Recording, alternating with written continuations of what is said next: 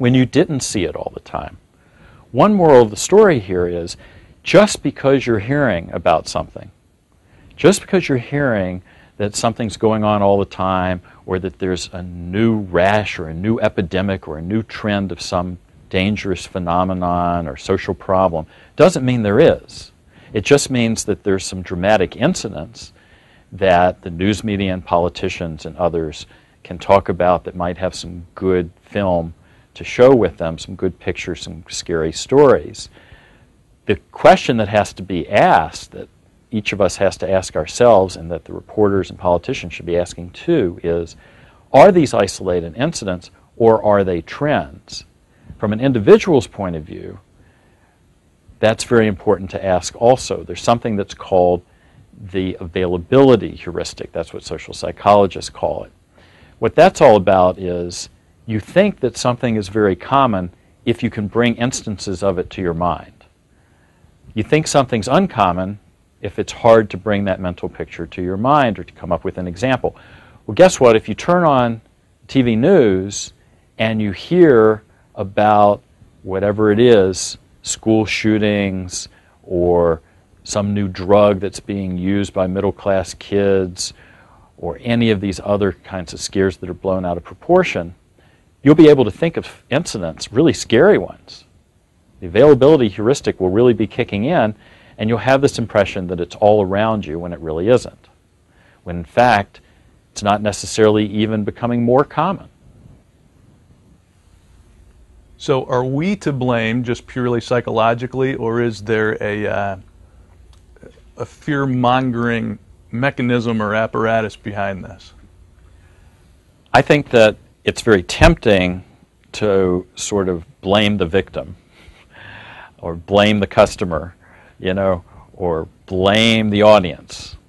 But we've got to be very careful about that. It's certainly true that all of us as customers, as TV viewers and so forth, need to know how to decode these messages we're getting, and we need to be responsible ourselves. But it's wrong to blame us. If I turn on my local TV news, pretty much any night, anywhere in the United States, I will hear scary stories that make it sound like the community I'm living in is a terrifying, horrible, frightening, risky place, when probably it isn't, or very little of it is, or most of the time it isn't. If I keep watching that, and why shouldn't I? After all, I want to be an informed citizen. Then to say to me that it's my fault that I'm overreacting or getting afraid when that was the whole point of that message, of that medium, I think is putting the blame in the wrong place. If we ask who's responsible for the culture of fear, it's the fearmongers. It's not the people who are receiving the messages. We need to be more careful. Those of us receiving messages don't get completely off the hook. But it's the people who are delivering the messages and intentionally benefiting, profiting off of fear-mongering who are really responsible. An analogy I like to give, I'm a college professor, right? If I taught a course that was called Sex and Violence in Contemporary Teenage Films, and I showed movies with lots of attractive young people with very little clothing on, engaged in provocative and violent activities, if I showed that every class session, I could pack any auditorium on any campus in this country. I could get the biggest enrollment you could ever imagine. And the students would come to class every time and be very attentive. Does that mean that I've done a good job or even done my job? No. And the same thing is true in the media and television news. It's true what producers, directors, reporters say. It's absolutely true. When they do these stories, they get bigger ratings, and the big part of their job is to get and keep an audience. That's true. It doesn't follow from that that the way they do it is an appropriate way to do it, a responsible way to do it, or even that they're doing their jobs. Because their job is to deliver news and to inform the population as part of their responsibility to their advertisers, to their shareholders, and so forth. It's not just to get the audience, just like it's not just my job to have students enroll in this course. If nobody enrolls, I've got a problem. If too few people enroll, I've got a problem. but just to get the enrollment isn't the name of the game. Is television worse than the other media? There's a lot of people who benefit and profit off of fear-mongering, but if I had to name the worst culprits, it would clearly be local TV news. Not every station, not every newscast, but by and large, the motto is, as the producers of these shows say themselves, the motto is, if it bleeds, it leads, which means that we're going to start off with and we're going to emphasize frightening, usually violent stories. If we do that, the impression we give then to the audience is that this is common and that this is what our community looks like. So beyond most any other group, they're the main fearmongers. You point out that there are others who benefit from the culture of fear. Who else benefits?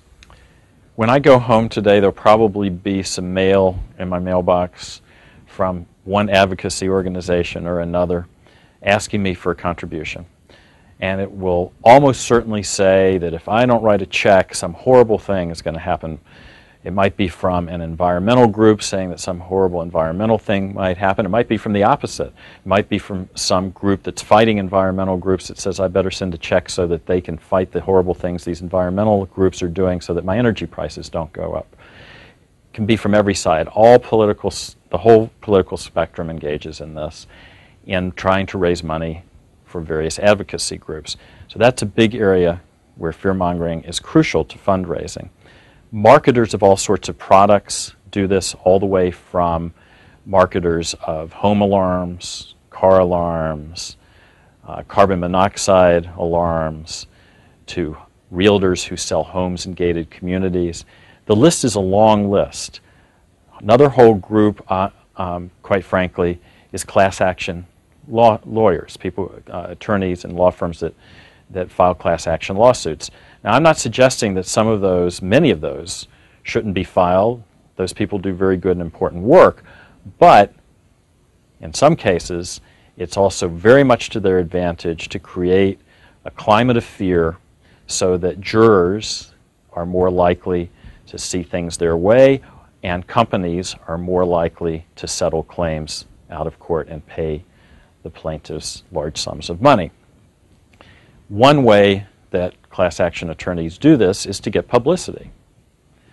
One question to ask when you see a news story about some odd kind of danger that you never even heard of, that they'll normally promote, by the way, very effectively for a whole day in advance. The slightest possibility of major weather storm can be blown up for days on local news stations as the apocalypse is coming. Now, in a way, compared to some of these other risks that are blown out of proportion, where whole groups of people, are really treated very badly, young people who are made out to be mass murderers, African American men are often portrayed as among the most dangerous people in the country, and so forth. Compared to that, this is pretty innocuous, but not all that innocuous, because to the extent that people are scared and stay at home, it hurts businesses and it hurts community life. And for some segments of the population, these kinds of scares and other sorts that we can talk about are really serious business, and that's for elderly people. Many elderly people in this country don't get enough exercise, they don't get out enough, they're afraid to go out. And what's a major reason? Well, they're home alone and they're watching scary stories on TV about things going on. And they're told that elderly people are victimized by crime, that if you walk you'll be held up. They're told that for months on end that there's another horrible storm that they probably can't even survive to get to the corner and back. So it'd be fair to say that from road rage to